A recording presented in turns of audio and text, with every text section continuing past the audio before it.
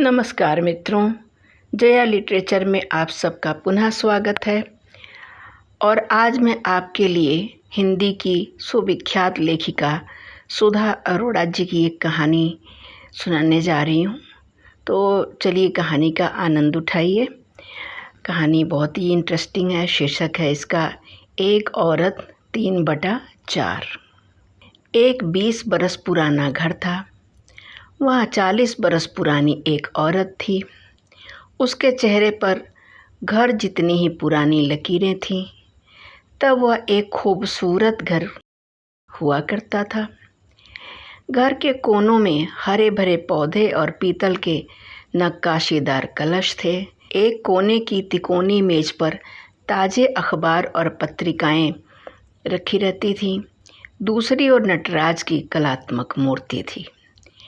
Cornish पर रखी हुई आधुनिक फ्रेमों में जड़ी विदेशी पृष्ठभूमि में एक स्वस्थ संतुष्ट दंपत्ति के बीच एक खूबसूरत लड़की की तस्वीर थी। उसके बगल में सफ़ेद रुई से बालों वाले झबरेले कुत्ते के साथ एक गोल मटोल बच्चे की लैमिनेटेड तस्वीर थी। घर के साहब और बच्चों की अनुपस्थिति में भी उनका जहाँ तहाँ फैला सामान साहब की बाकायदा उपस्थिति की कहानी कहता था। उस फैलाव को समेटती और उस घर को घर बनाती हुई यहाँ से वहाँ घूमती एक खूबसूरत औरत थी।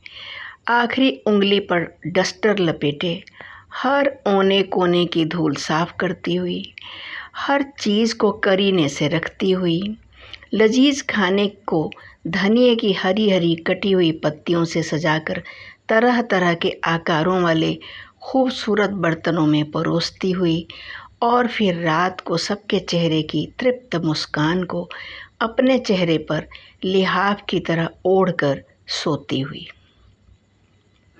इसी दिनचर्या में से समय निकालकर वह औरत बाहर भी जाती, बच्चों की किताबें लेने, साहब की मन पसंद की सब्जियां लेने, घर को घर बनाए रखने का सामान लेने।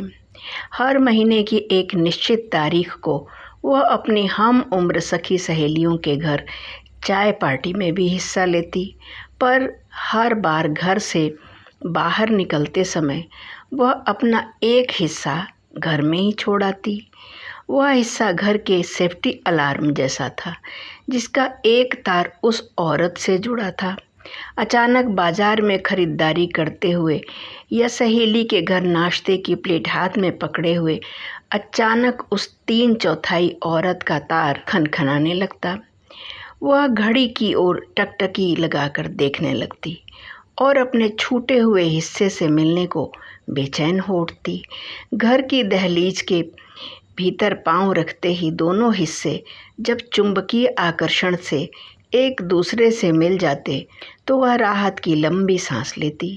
स्कूल से लौटते अपने बच्चों को दोनों बाहों में भर लेती और बच्चों के साथ साहब का इंतज़ार करने लगती। बच्चों की आंखों में अपनी मासूम मांग के पूरे होने की चमक होती कि माँ दिन भर कहीं भी रहे, पर उनके स्कूल से लौटने से पहले उन्हें घर में उनके पसंदीदा नाश्ते के साथ माँ हाजिर मिलनी चाहिए। इन हिदायतों और फरमाइशों की सुनहरी चकाचौंध में उसने इस बदलाव पर भी गौर नहीं किया कि उसके दोनों हिस्सों की फांक में खाई बढ़ती जा रही है।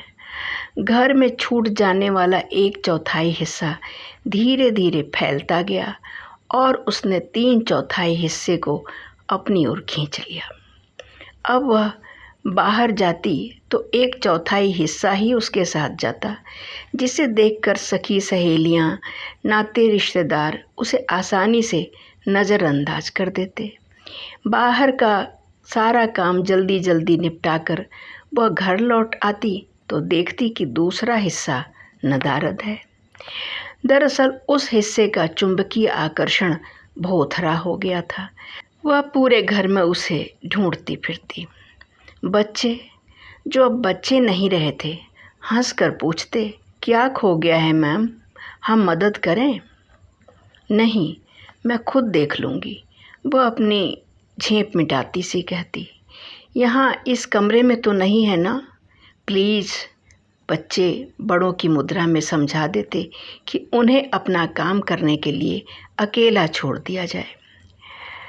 वह कमरे से बाहर आ जाती और बदहवास सी बैठक के एक कोने में पड़े फूलदान से टकरा जाती, जहाँ प्लास्टिक के खूबसूरत फूलों के बीच उसका वह हिस्सा इस कदर ढीला पड़ा होता कि पहली नज़र में तो वह दिखाई ही नहीं देता, फिर पहचान में भी नहीं आता कि यह वही है जो पहले दहलीज पर पांव धरते ही उससे उमग कर आ जुड़ता था। अब वह सेफ्टी अलार्म की तरह वक्त पर खनखनाता भी नहीं, बिना सिग्नल के भी वह वक्त पर लौट ही आती। आने के बाद उसके वक्त का एक बड़ा हिस्सा उसे घर के कोने कोने में तलाशते हुए बीतता।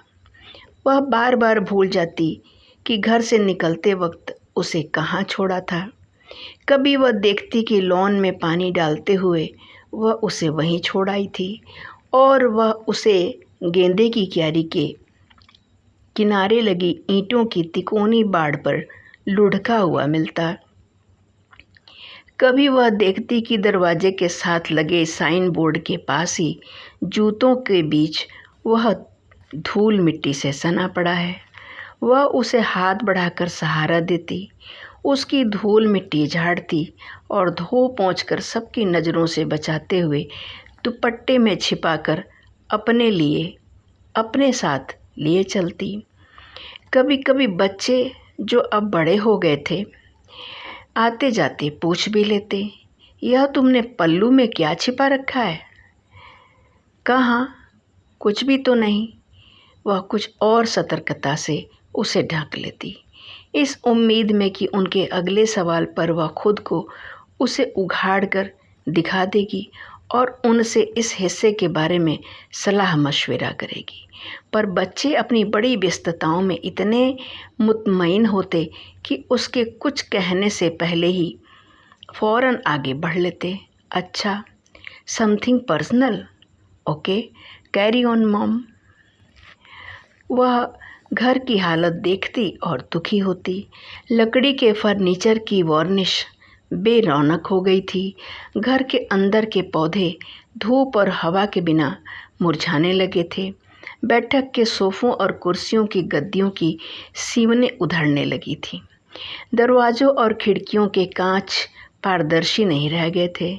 बैठक से अपने बेडरूम को जाती सीढ़ियों की रेलिंग के हत्थों और कोनों में धूल की बेशुमार तहें थीं। फ्रेम में जड़ी तस्वीरों के रंग फीके पड़ गए थे। पूरे घर पर जैसे धुंधले से आवरण की चादर फैली थी और इन सब के बीच बार बार गुम होता उसके सम को बिगाड़ता वह 3/4 हिस्सा उसे अस्त व्यस्त कर रहा था।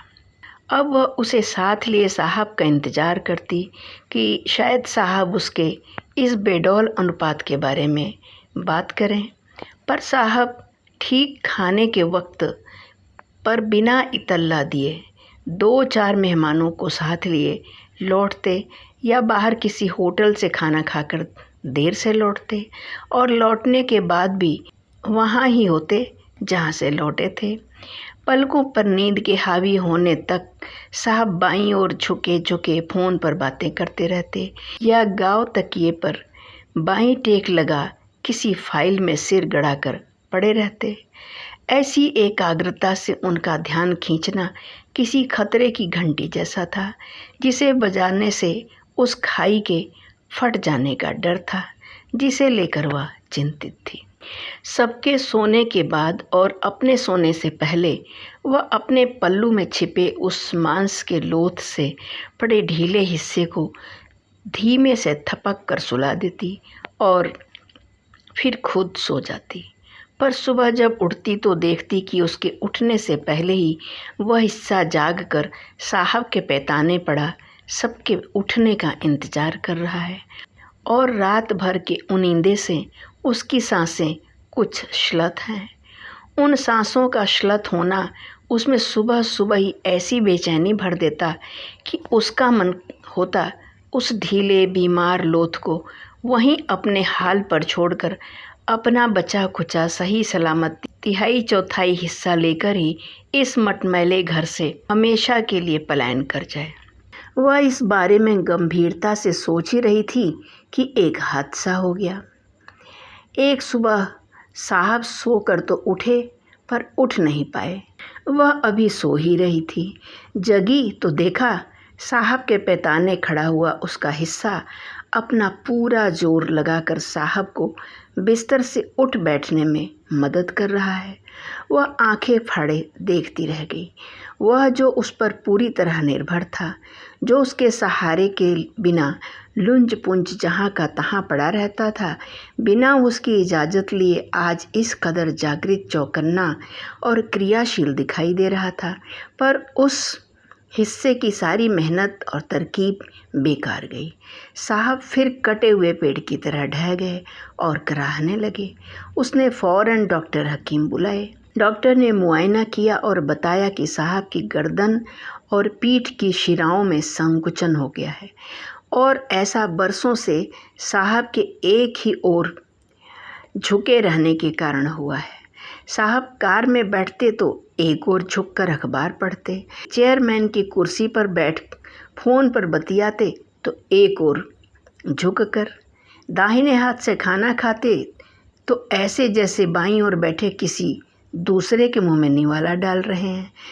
साहब का शरीर जो बाईं ओर को टेढ़ा हुआ कि सीधा होने का नाम ही न ले।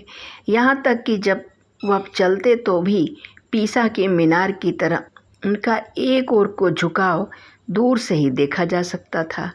अब जबकि वह सीधा होना चाहते थे तो रीढ़ की हड्डी ने जवाब दे दिया था। उसकी लोच खत्म हो गई थी और वह धातु की तरह सख्त और एकजोड़ हो गई थी। जरा सा हिलना डुलना उनके लिए असह्य था और उस ओर हल्के से दबाव से भी हड्डी में तरेड़ आने की संभावना थी। 50 दवाइयाँ, इंजेक्शन, ट्रैक्शन, डायाथर्मी यानी हर संभव इलाज किया गया, पर साहब की कराहों में कोई फ़र्क नहीं पड़ा। दिन, हफ्ते, महीने गुजरते गए। डॉक्टर ने ऐलान कर दिया कि यह मर्ज लाइलाज है और वह पहले की तरह अब कभी दफ्तर नहीं जा पाएंगी। उनकी शिराओं को मुलायम करने के लिए व्यायाम करवाए जाने लगे। वह साहब के लिए दूध, सूप या फलों का रस लेकर आती तो देखती उसका वह 3/4 हिस्सा पहले से उन्हें व्यायाम करवाने और तीमारदारी में जुटा है। आखिरकार दोनों की मेहनत रंग लाई। साहब बिस्तर से खुद उठकर बैठने लगे, खुद चलकर गुसल खाने जाने लगे। दफ्तर से फाइलें घर पर आने लगीं और साहब ने घर पर ही दफ्तर खोल लिया। डॉक्टर ने देखा तो उन्हें धीरे धीरे चलने की हिदायत दे दी। उनके लिए एक ख़ास किस्म की छड़ी बनवाई गई जिसे एडजस्ट कर छोटा बड़ा किया जा सकता था। वह छड़ी उनके दाईं हाथ में थमा दी गई, पर साहब का बायां हिस्सा इतना कमज़ोर हो चुका था कि उसे भी सहारे की ज़रूरत थी। उस हिस्से के लिए लकड़ी या मेटल की मजबूत छड़ी कारगर नहीं थी। उस ओर के लिए एक ऐसी छड़ी दरकार थी जो साहब के बाएं हिस्से के अनुरूप अपने को हर माप के सांचे में ढाल सके। इसके लिए उस 3/4 मांस के लोथ से ज़्यादा लचीला और क्या हो सकता था। साहब को बड़ा, छोटा, ऊंचा, नीचा जैसा सहारा चाहिए होता, वह पलक झपकते अपने को उस आकार में ढाल लेता। उसने देखा साहब की तबीयत में सुधार होने के साथ साथ उसका वह 3/4 हिस्सा भी सेहतमंद हो रहा है। अब भी रात भर साहब के पैताने जागने के बावजूद उसकी सांसों में शिथिलता नहीं रही थी। अब उसे ढूंढना नहीं पड़ता था। बाकी की ज़िंदगी के लिए साहब की बगल में उसकी जगह सुनिश्चित हो चुकी थी। मैं नहीं जानती कितने लोग इस कहानी को समझ पाएंगे। हाँ, अधिक पढ़े लिखे या बुद्धिजीवी या जिन्हें कहानी की समझ है वो अवश्य ही इस कहानी का मर्म समझेंगे। अभी आप सुन रहे थे सुधा अरोड़ा जी की कहानी एक औरत 3/4। कहानी आपको कैसी लगी, आपने इससे क्या समझा? विशेषतः मेरी महिला सहेलियाँ क्या समझती हैं, क्या वो भी इन परिस्थितियों से गुजरती हैं? कृपया अपने विचार कमेंट बॉक्स में ज़रूर बताएं। कहानी अच्छी लगी हो या मेरा वाचन स्वर पसंद आया हो तो कृपया लाइक कीजिए। मेरे चैनल पर नए हैं तो कृपया सब्सक्राइब कर लीजिएगा। आपका दिन शुभ हो। बहुत बहुत धन्यवाद आपका पूरा वीडियो देखने के लिए। नमस्कार।